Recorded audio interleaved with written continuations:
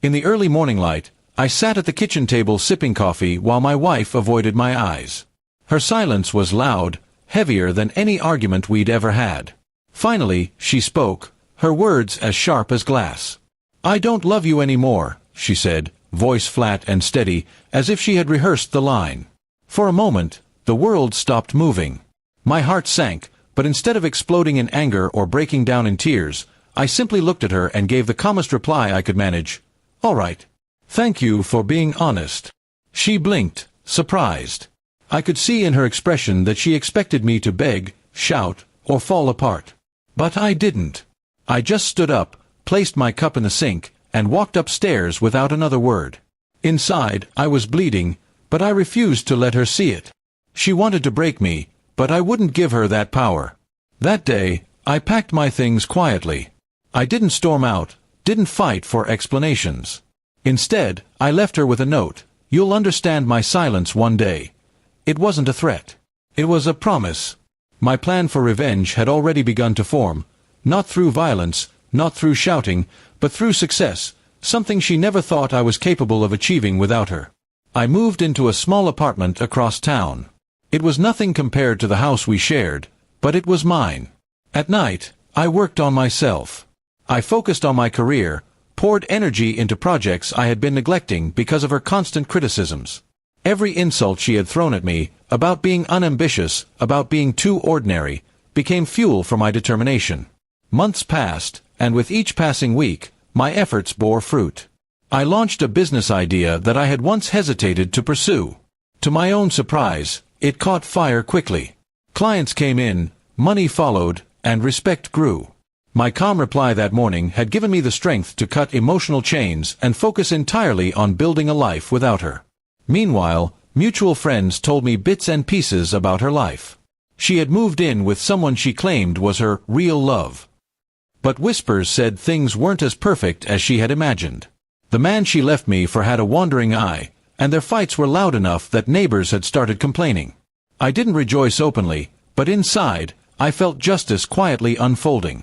6 months later, I received an invitation to a mutual friend's party. I knew she would be there, and I almost didn't go. But then I realized, this was the perfect stage. Not for confrontation, but for revelation.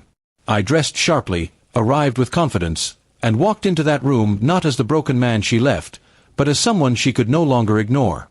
When she saw me, her face paled.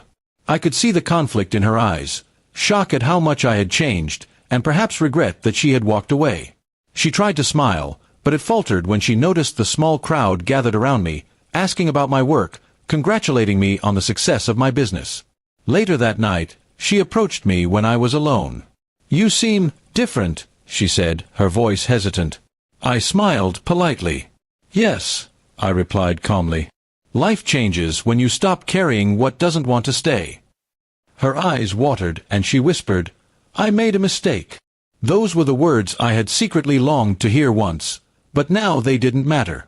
My revenge wasn't about destroying her, it was about becoming untouchable in her eyes, proving that her rejection had no power over me.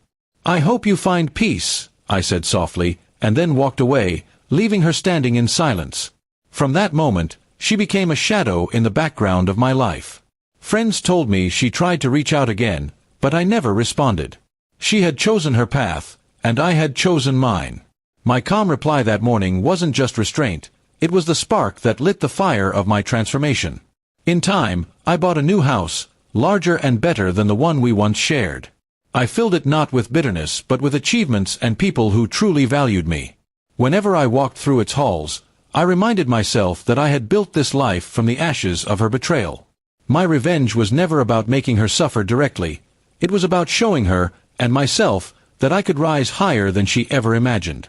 She had expected me to collapse without her love, but instead, I soared. That was the sweetest revenge of all. Looking back now, I don't see that morning as the end of my life but the beginning of it. She said she didn't love me, and I replied calmly. That reply didn't just change her perception, it changed everything about me. It was the quiet weapon that turned heartbreak into power. And though she might still regret her choice, I don't regret mine. I didn't need her love anymore. I had found something stronger, self-respect, success, and freedom. My calm revenge was simply living better than she ever thought I could. In the end, silence spoke louder than rage, and success proved sharper than any words of anger could. That was how my calm reply changed everything, and how it became the revenge she never saw coming.